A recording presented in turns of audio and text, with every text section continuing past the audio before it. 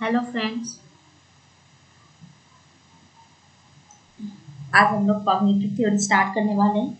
मैंने कल पूछा था कि कौन से टॉपिक यू ऑल वांट, जिसमें मैंने ऑप्शन दिया था ऑशुबेल, ब्रूनर और टॉलमेंस।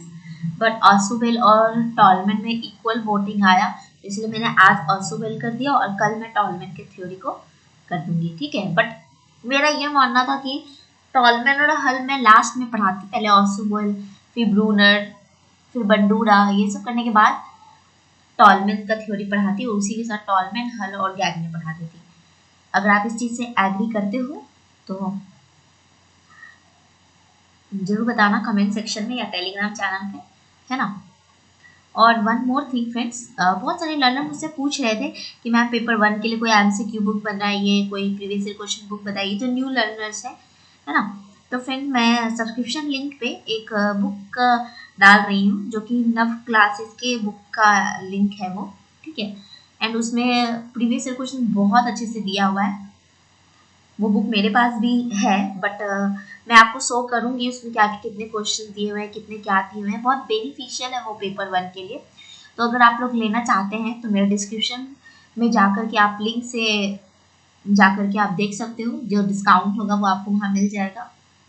सो इसमें कोई टेंशन वाली बात नहीं है कि डिस्काउंट नहीं मिलेगा या कुछ भी। जितना डिस्काउंट मैम देती है वही डिस्काउंट फ्लिपकार्ट पे मिलता है, एंड फ्लिपकार्ट और अमेजोन पे तो वही डिस्काउंट आपको यहाँ पे मिलेगा। ठीक है, तो आप नव क्लासेस की बुक को, अगर आप फर्स्ट पेपर के लिए कंसेप्ट की बुक लेना चाहते हो तो वो भी मैंने लिंक में डाल रखा है, एंड अगर आप प्रीवियस ईयर क्वेश्चंस की बुक लेना चाहते हो तो वो भी मैंने लिंक में डाल रखा है। अभी तो फिलहाल अब आपके पास 2 महीने टाइम है या 1 महीने 1.5 महीने का टाइम है, तो आप प्रीवियस ईयर क्वेश्चन बुक को जरूर ले सकते हो, परचेज कर सकते हो। तो आप डिस्क्रिप्शन लिंक में जाइए और उसमें से आप जाके देख सकते हो वो लिंक पे जाके प्रीव्यू देख लो, सब कुछ देख लो, फिर लेना। एंड मेरे पास भी 1-2 दिन में अगर बुक आ जाती है तो मैं आपको दिखाऊंगी कि वो बुक कितना बेनिफिशियल एंड ऑल। ठीक है, सो वो बुक मैंने अपने लर्नर्स के लिए ही मंगाया है काम से, एंड वो बुक एज अ गिफ्ट मुझे मिला है, तो इसीलिए मैं आप लोगों को दिखाऊंगी कि वो बुक कैसा है क्या है। सो प्लीज़ आप लोग भी अगर लेना चाहते हो तो लिंक के थ्रू जाके आप ले सकते हो, डिस्क्रिप्शन बॉक्स में आपको लिंक दिया हुआ रहेगा। ठीक है, सो आज हम लोग शुरू करते हैं डेविड पॉल का आसुबेल्स का कॉग्निटिव थ्योरी।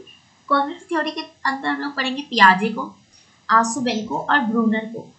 ठीक है, तो पियाजे हम लोग ऑलरेडी पढ़ रखा है, पियाजे का कॉग्निटिव थ्योरी। आज पढ़ने वाले हम लोग आसुबेल को।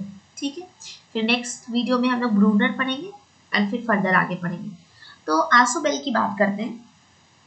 आसुबेल ने जो अपना थ्योरी दिया था, वो उन्होंने रोट लर्निंग जो था उसको अपोज किया था, और उसकी जगह पे बोला था मीनिंगफुल लर्निंग, सार्थक सीखना। इसकी बात की थी उन्होंने कि रोट मेमोराइजेशन ना होकर सार्थक सीखना करने के लिए, जो कि पारंपरिक सीखने के, यानी रट्टा, जो पारंपरिक सीखना, उन्होंने किसको बोला, रोट मेथड को, रटने वाले मेथड को। ठीक है, के विरोध किया, और नया मेथड दिया कौन सा, सार्थक लर्निंग, जिसको बोलते हैं मीनिंगफुल लर्निंग। ठीक है,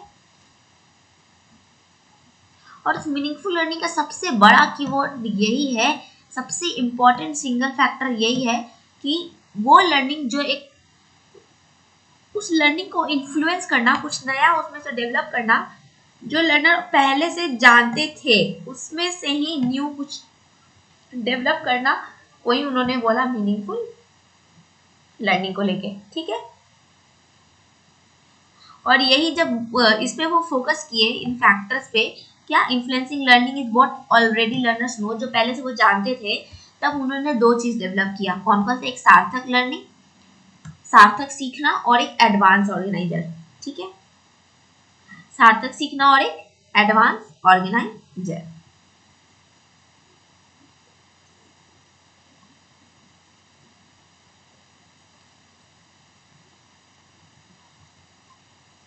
ठीक है, फिर आगे हम लोग बात करते हैं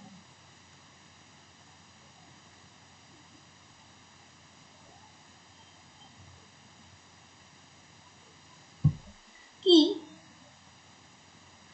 आसुबेल के व्यू में, उनके नजर में मीनिंग लर्न सार्थक सीखना जो है वही हो सकता है जब स्टूडेंट अपने नए ज्ञान को जो पहले से जानते हैं उसके साथ जोड़ पाए तब।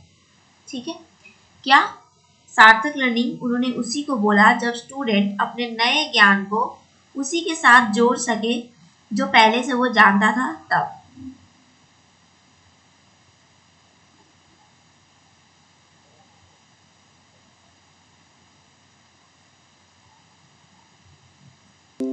ठीक है,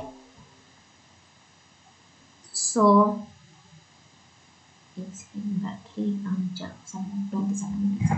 तो ये पॉइंट हुआ। अभी पहला 3 पॉइंट क्या क्या है, मैं स्लो स्लो जानबूझ के चल रही हूँ ताकि अपने माइंड में बैठा लो बार बार इस वीडियो को, फिर आपको ना बार बार देखना और ना बार बार पढ़ना है। इसीलिए सबसे पहला फैक्टर अभी तक क्या पढ़े, आसुबेल ने 2 कॉन्सेप्ट दिया, क्या मीनिंगफुल लर्निंग और एडवांस ऑर्गेनाइजर। मीनिंगफुल लर्निंग कहने का उनका मतलब क्या था, वो चीज जिसमें एक लर्नर अपने नए नॉलेज को अपने पुराने जो नॉलेज है उसके साथ रिलेट कर सके, तभी एक मीनिंगफुल लर्निंग होगा, है ना, जिसमें student link their idea with new material और कॉन्सेप्ट्स। ऐसा लर्निंग होना चाहिए जिसमें स्टूडेंट जो अपने आइडियाज को नए लर्निंग के साथ जोड़ सके। आसुबेल ने क्लेम किया कि जो नया कंसेप्ट है वो लर्न किया जा सकता है और इनकॉर्पोरेट किया जा सकता है मोर इंक्लूसिव कंसेप्ट और आइडियाज, और भी उसको इंक्लूड किया जा सकता है जो पहले से जानते हैं उसमें भी। ठीक है, और ये जो मोर इंक्लूसिव कंसेप्ट और आइडिया है इसको क्या कहते हैं, एडवांस ऑर्गेनाइजर्स, एडवांस ऑर्गेनाइजर्स। ठीक है,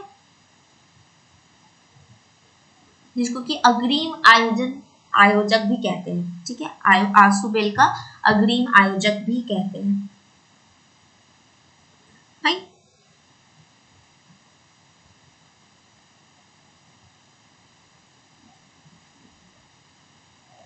उनका कहना था कि बहुत सारा जो नया जानकारी है उसको पुरानी जानकारी के साथ क्या करना है, एकीकृत करना है, इंक्लूड करना है, इंक्लूज करना है। ठीक है, अपने आइडियाज को। ठीक है, और यहाँ पे बच्चों को उन जो क्या बोलते हैं उन ज्ञान के साथ जोड़ने के लिए हेल्प करता है जो बच्चों पहले से जान रहे होते हैं। ठीक है, हिंदी वालों के लिए थोड़ा बोल रही थी इसीलिए ऐसा हो गया।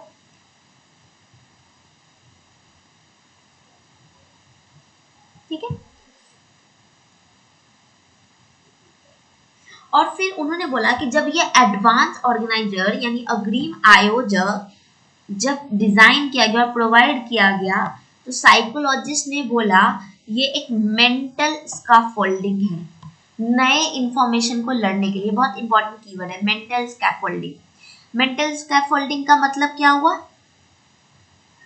ये सिंपल कॉन्सेप्ट्स होते हैं जहां हम टफ प्रॉब्लम्स रिलेशनशिप्स को एक्सप्लोर करते हैं, अपने बारे में बहुत जानने की कोशिश करते हैं, तो ये सब क्या हो गया, स्कैफोल्डिंग। यानी कि कोई भी चीज जो हम लर्न कर रहे हैं उसको चंक्स में यानी छोटे छोटे टुकड़ों में टूल्स के थ्रू स्ट्रक्चर के थ्रू हम बांटते हैं। जैसे जब हम कोई टेक्स्ट पढ़ते हैं, कोई प्रीव्यू देखते हैं, किसी बुक का प्रीव्यू देखते हैं, तो वहां पे क्या होता है, वहां पे हम उसके की वोकैबुलरी क्या है, उसको उस टेक्स्ट बुक का चंक मतलब छोटा छोटा की पॉइंट्स क्या है, हम ये सारा कुछ देखते हैं। और सिंपली अगर बात करें तो हम जो सबसे पहले छोटे बच्चों के साथ करते हैं उनको छोटे छोटे चीजों को सिखाने की कोशिश करते हैं, तो वो सब क्या हो गया, मेंटल स्कैफोल्डिंग, जिसको कि मानसिक मचान कहते हैं। ठीक है, क्या कहते हैं, मानसिक मचान। ये बहुत इंपॉर्टेंट टर्म है फ्रेंड्स, क्योंकि आसुबेल का जो सीखने यानी सार्थक सीखने यानी मीनिंगफुल लर्निंग और एडवांस ऑर्गेनाइजर है जिसको कि अग्रिम संयोजक या आयोजक कहते हैं, और तो उसमें उन्होंने अभी तक हम लोग सिर्फ ये 2 टर्म पढ़े हैं और इस 2 से मतलब एक ही चीज बार बार बोल रहे हैं कि नई चीज को जब भी सीख रहे हैं तो किसके साथ रिलेट करना है, पुराने चीज के साथ रिलेट करना है। जब भी कुछ नया सीखेंगे तो पुराने चीज के साथ अगर रिलेट कर दे रहे हैं तो वही लर्निंग हमारा क्या है, मीनिंगफुल लर्निंग है। और इन्होंने किसको अपोज किया था, रोट लर्निंग को, रटने वाले विधि को अपोज किया था। ठीक है, और जो ये एडवांस ऑर्गेनाइजर को हम प्रोवाइड करते हैं, डिजाइन करते हैं, तो वहां पे हम मेंटल स्कैफोल्डिंग करते हैं ताकि नए इंफॉर्मेशन को लर्न कर सके।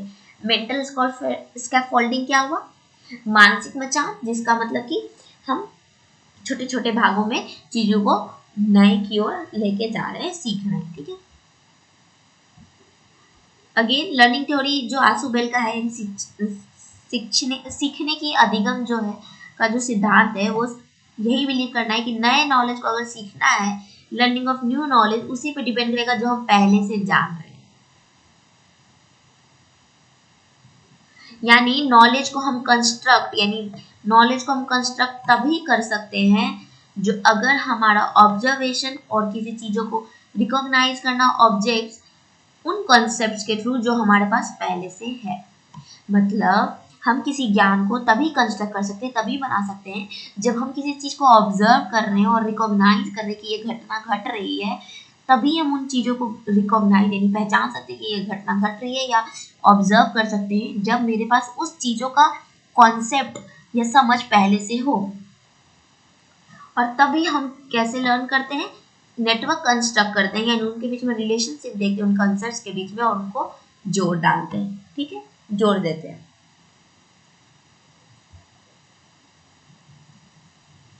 आसुबे बोलते हैं जो उनका पियाजे का जो आइडिया था जिसमें स्कीमा की हम लोग बात किए थे, आसुबेल भी उसको इसी तरह से रिलेट कर दे, क्योंकि स्कीमा भी क्या है, बिल्डिंग ब्लॉक ऑफ नॉलेज, जो पहले से जान रहे थे उन ब्लॉक्स का नॉलेज है। ठीक है, तो वो उनको इस आइडिया का कंसेप्चुअल स्कीम यानी स्कीमा जो है उन्होंने इस एक्सप्लेनेशन से रिलेट किया कि कैसे जो पीपल है यानी जो लोग हैं वो नॉलेज को एक्वायर करते हैं।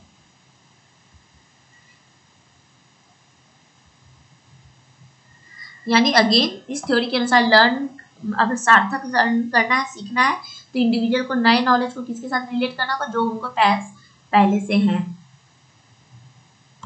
ठीक है, अब इस डायग्राम को समझते हैं। पहले जो रोट मेथड था वो उसमें क्या रिजल्ट होता था, कोई रिलेवेंट नॉलेज, सही नॉलेज मिल रहा है कि नहीं, कोई इमोशनल कमिटमेंट नहीं था, और साथ ही साथ जो सब्जेक्ट मैटर इन विषय वस्तु वो भी पुअरली ऑर्गेनाइज संगठित था।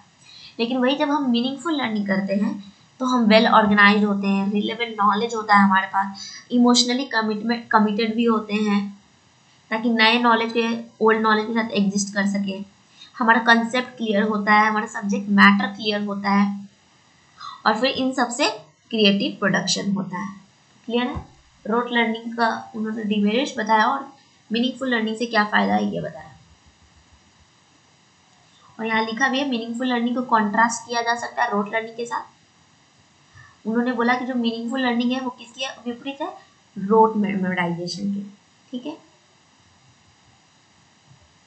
जो लैटर यानी जो बाद वाला है उसको भी इनकॉर्पोरेट कर सकते हैं new information to the pre existing knowledge structure but without interaction. क्या बोल रहा है यहाँ पे बोल रहा है कि जो हमारा सार्थक सीखना है यानी जो मीनिंगफुल लर्निंग है हम उसमें इंटरैक्शन भी करते हैं और साथ ही साथ नए नॉलेज को पुराने नॉलेज के साथ जोड़ते हैं। मगर हम रोट मेमोराइजेशन की बात करें तो वहां पर जो रटने की विधि होती है उसमें भी हम पुराने नॉलेज को नए नॉलेज के साथ जोड़ते हैं, लेकिन वहां इंटरैक्शन नहीं होता। वहां हम सिर्फ ऑब्जेक्ट्स के सीक्वेंस को रिकॉल कर सकते हैं, फोन नंबर को याद कर सकते हैं, ये सब कर सकते हैं, लेकिन कोई इंटरैक्ट नहीं करते। ठीक है, फिर जो उनका दूसरा टर्म था एडवांस ऑर्गेनाइजर्स, जिसको कि अग्रीम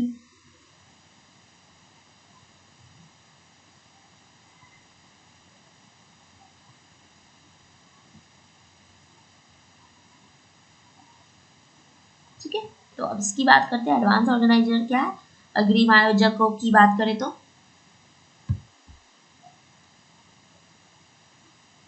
इसको एक कह सकते एक मैकेनिज्म कह सकते एक तंत्र के रूप में यूज किया जाता है एडवांस ऑर्गेनाइजर को, जिसमें कि हम अपने एग्जिस्टिंग रिलेटेड आइडिया जो हमारा पहले से एग्जिस्टिंग रिलेटेड आइडिया है उसको जोड़ सके। ठीक है, advance organizers are helpful in the way that they help the process of learning when difficult and complex materials are introduced. ठीक है, यानी बोल रहा है कि जो अग्रिम आयोजक है वो हेल्प करता है कि कैसे हमको सीखने की विधि के उन प्रोसेस को अपनाना है जब वहां पे कोई ऐसा मटेरियल कोई ऐसा वस्तु हमारे पास प्रेजेंट किया होगा जो कठिन हो और कॉम्प्लेक्स हो, तो उस समय हमको एडवांस ऑर्गेनाइजर यानी अग्रिम आयोजक जो है वो हेल्प करता है।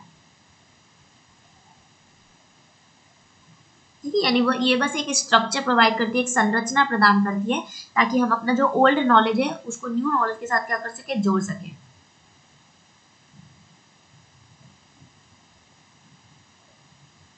ये इसमें हम लोग क्या करते हैं, सबसे सिंपल यानी सिंपल से लेके कहाँ तक जाते हैं, सामान्य से विशेष तक जाते हैं। ठीक है, अब ये दो कंडीशन इसमें होना चाहिए। पहला क्या, student must process and understand the information presented in the organiser, यानी जो बच्चे हैं उनको समझना चाहिए जो भी ऑर्गेनाइजर यानी कि संयोजक में जो भी इंफॉर्मेशन दिया गया है उसको वो समझ सके, ऐसा होना चाहिए। यानी जब वो समझ लेंगे तो उनकी इफेक्टिवनेस की ऑफ द ऑर्गेनाइजर इटसेल्फ, है ना, उसका उस ऑर्गेनाइजर का खुद का इफेक्टिवनेस क्या हो जाएगा, इंक्रीज हो जाएगा। और जो ऑर्गेनाइजर है यानी जो संयोजक है, एडवांस ऑर्गेनाइजर, वो ऐसा होना चाहिए जो बेसिक कॉन्सेप्ट, जो छोटे मोटे बेसिक कॉन्सेप्ट हैं और टर्म्स हैं उनके बीच में रिलेशनशिप बना सके। ठीक है, उनके बीच में क्या कर सके, रिलेशनशिप बना सके। अब इसमें सबसे पहला, अब इसके भी दो टाइप होते हैं एडवांस ऑर्गेनाइजर के। एक तो कंपैरेटिव ऑर्गेनाइजर्स जिसको कहते हैं तुलनात्मक आयोजक। ठीक है, एक सेकेंड फ्रेंड, बस बैटरी लगा लेते हैं, चार्ज में लगा लेते हैं, एक सेकेंड।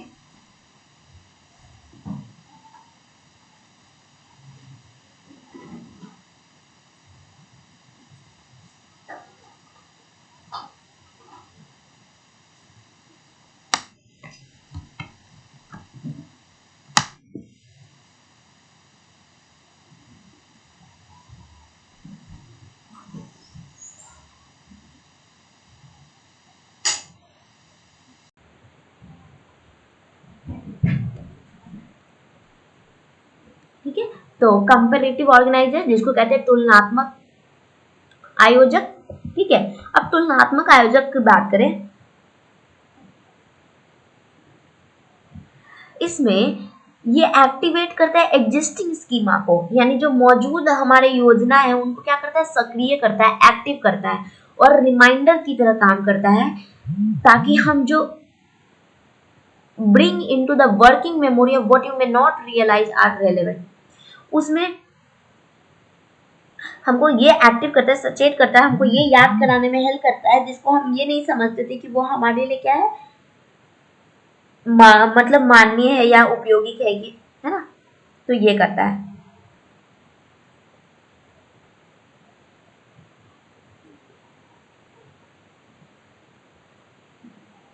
क्लियर है, यानी अभी तक कंपैरेटिव तुलनात्मक आयोजक वो क्या करता है, ये आयोजक ऐसा है जो हमारे मौजूद यानी जो प्रेजेंट योजना या आइडियाज या जो स्कीमा है उसको क्या करता है, एक्टिव करता है। ठीक है, और जो काम की यादाश्त है यानी जो वर्क, ऐसा मेमोरी जो कि हमारे काम का है जिसको कि हम रेलेवेंट नहीं समझ रहे उसको हमारे लिए वो सामने लेके आता है। ठीक है, कंपैरेटिव ऑर्गेनाइजर्स यानी जो तुलनात्मक आयोजक है इसको हम लोग दो काम के लिए भी कर सकते हैं, इंटीग्रेट भी कर सकते हैं। ठीक है, यानी एकीकृत भी कर सकते हैं, एक साथ भी कर सकते हैं और चीजों को डिस्क्रिमिनेट भी कर सकते हैं, उनमें भेदभाव भी कर सकते हैं। ठीक है, यानी कि it includes new ideas with basically similar concept in cognitive structure. जब न्यू आइडियाज होता है संज्ञानात्मक संरचना में समान अवधारणा या जो कॉन्सेप्ट है उनको साथ में लाता है और नए विचारों को, जो न्यू आइडियाज हैं उनको क्या करता है, एकीकृत करता है, इंटीग्रेट करता है।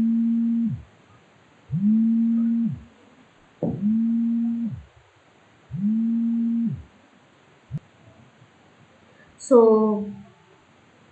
एक बार इसको जल्दी से रिकॉल कर लेते हैं तुलनात्मक आयोजक को। तुलनात्मक आयोजक क्या है, ये हमको जो हमारे पास पहले से आइडियाज होते हैं उनको एक्टिव करता है और साथ ही साथ उन मेमोरीज को रिकॉल करने में हेल्प करता है जो कि हमारे लिए, हमको ऐसा लगता था कि हमारे लिए रेलेवेंट नहीं है, यानी हमारे काम की मेमोरी को वापस रिमाइंड करने में हेल्प करता है, पहला। दूसरा, साथ ही साथ ये हमारा जो भी डिफरेंट आयोजक ऑर्गेनाइजर है, कंपैरेटिव ऑर्गेनाइजर जो है, जो डिफरेंट इंफॉर्मेशन है उनको क्या करता है, उनको एक साथ करता है, इंटीग्रेट करता है, एकीकृत करता है और साथ ही साथ उनके बीच में डिस्क्रिमिनेट करने की कोशिश करता है, यानी भेदभाव करने की कोशिश करता है। ठीक है, और साथ ही साथ ये जो तुलनात्मक आयोजक है यानी जो कंपैरेटिव ऑर्गेनाइजर है, ये हमको संज्ञानात्मक जो संरचना होता है, स्ट्रक्चर होता है, कॉग्निटिव स्ट्रक्चर जो होता है, उनमें मूल रूप से यानी बेसिक देखा जाए तो बेसिक कॉन्सेप्ट्स जो हैं उनके साथ न्यू आइडियाज को इंटीग्रेट करता है, और साथ ही साथ जो पहले से हमारे आइडियाज प्रेजेंट हैं उनको उनके बीच में आसानी से क्या डिस्क्रिमिनेबिलिटी है यानी क्या कंफ्यूजेबल है और क्या सिमिलर है, क्या डिफरेंस है, क्या सिमिलैरिटी है, इसके बीच में भी एक रिलेशनशिप बताता है। ठीक है, तो ये है हमारा कंपैरेटिव ऑर्गेनाइजर। दूसरा एडवांस ऑर्गेनाइजर क्या है? Expository organisers. एक्सपोजिटरी ऑर्गेनाइजर क्या होता है? ये हमको वो न्यू नॉलेज प्रोवाइड करता है जो एक स्टूडेंट को चाहिए, जो उनके पास नया इंफॉर्मेशन आने वाला है उसको समझने के लिए। ठीक है, यानी नया जो शिक्षण सामग्री आने वाला है उससे परिचित नहीं होते हैं अगर, तो उसको परिचित कराने के लिए यानी उसको समझने के लिए, उसको इंट्रोड्यूस कराने के लिए हम इस ऑर्गेनाइजर का यूज करते हैं। ठीक है, कब यूज करते हैं? When the new learning material unfamiliar to the learner, यानी जो नया लर्निंग है, जो नया चीज सीखने वाले हैं, हम उसको नहीं जानते, हम उसके लिए बिल्कुल फैमिलियर नहीं है।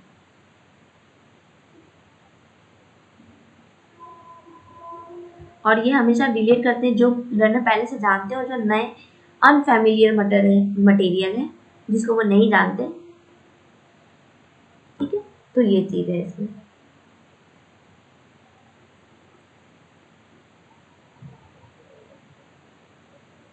ताकि वो क्या कर सके, जो अनफैमिलियर मटेरियल है यानी जो ज्ञात नहीं है उसको प्लॉजिबल कर सके लर्नर तक। ठीक है, यानी छोटी ज्ञात सामग्री को अधिक महत्वपूर्ण बना सके, मोर प्लॉजिबल, मोर इम्पोर्टेंट कर सके। ठीक है, अब आसुबेल का लर्निंग मॉडल को देखते हैं। इनका लर्निंग मॉडल जो है 3 फेज में बटा हुआ है, दैट इज वेरी इंपॉर्टेंट। इसको बताने के पहले एक बार फिर से जल्दी से रिकॉल कर लेते हैं। आसुबेल में हम लोग सबसे पहले क्या पढ़े, इन्होंने मीनिंगफुल लर्निंग की बात की थी। मीनिंगफुल लर्निंग कैसे होगा? तभी होगा जब हम अपने नए पुराने नॉलेज को किसके साथ जोड़ेंगे, नए नॉलेज के साथ जोड़ेंगे। और नई लर्निंग भी हम तभी सीख सकते हैं जब हमको उसके बारे में कुछ पुराना आइडिया। फिर उन्होंने बोला कि हम जो पुराना नॉलेज है उसको इंटीग्रेट कर सकते हैं, एकीकृत कर सकते हैं, डिफ्रेंशिएट कर सकते हैं। किसके हेल्प से? एडवांस ऑर्गेनाइजर के हेल्प से, अग्रिम आयोजक के हेल्प से। ठीक है, फिर उन्होंने अग्रिम आयोजक के बारे में क्या बोला कि वो जो है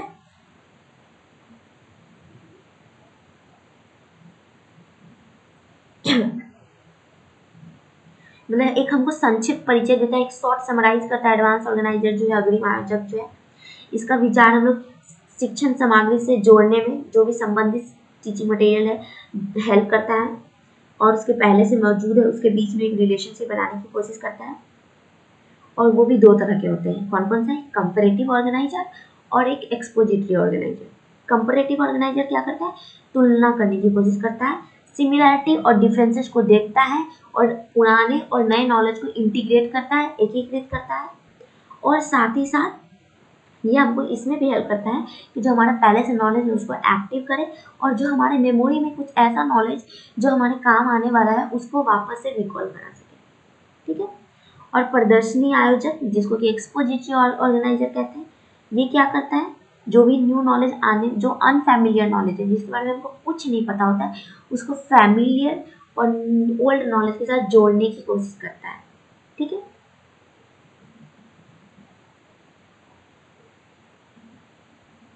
ठीक है, तो ये था। अब हम लोग आसुबेल का लर्निंग मॉडल पढ़ते हैं जिसके अंदर 3 फेज है।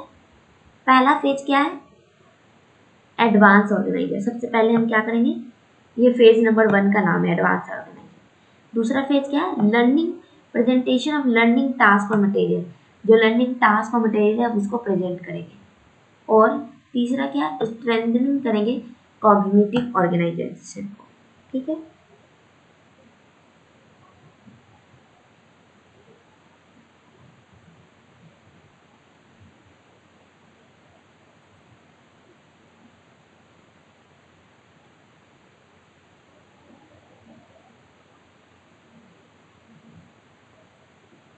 अब इसमें क्या है? एडवांस ऑर्गेनाइजर में हम सबसे पहले जो हमारा लेसन है उसका एम क्लियर करते हैं, सबसे पहला स्टेप।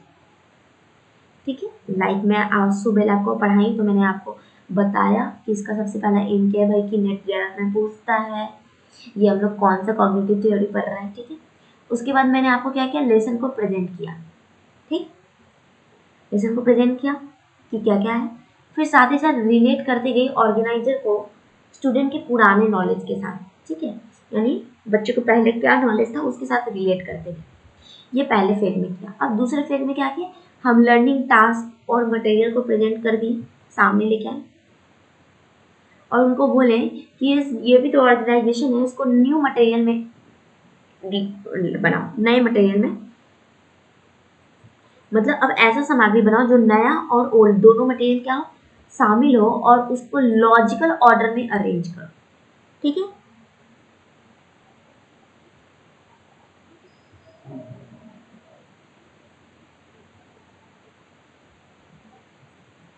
और फिर तीसरा क्या बोले, अब मटेरियल को उसके सिमिलैरिटी, उसके डिफरेंसेस, इनके बीच में अरेंज करो, बच्चों को एग्जाम्पल के साथ इंगेज करो और ये सब क्या है, मीनिंगफुल एक्टिविटीज, ठीक है। तो ये बोले, एक बार रिकॉल करते हैं, पहले फेज में क्या था, एडवांस ऑर्गेनाइजर को क्या किए, प्रेजेंट किए। जब एडवांस ऑर्गेनाइजर प्रेजेंट किए तो उसमें क्या क्या स्टेप अपना, उसमें सबसे पहले हम लेसन को क्लैरिफाई किए, क्या एम है मेरा, फिर उसके बाद हम बच्चों को लेसन को पुराने नॉलेज के साथ जोड़े, ठीक है, प्रेजेंट किया और पुराने नॉलेज के साथ जोड़े। फिर दूसरा क्या है, लर्निंग टास्क को प्रेजेंट करना।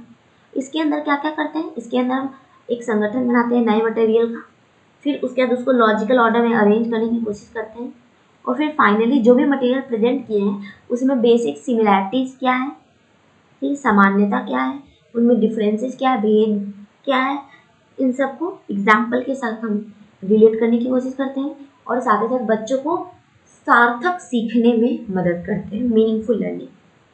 और तीसरा फेज क्या है, स्ट्रेंथनिंग कॉग्निटिव ऑर्गेनाइजेशन, यानी जो हमारा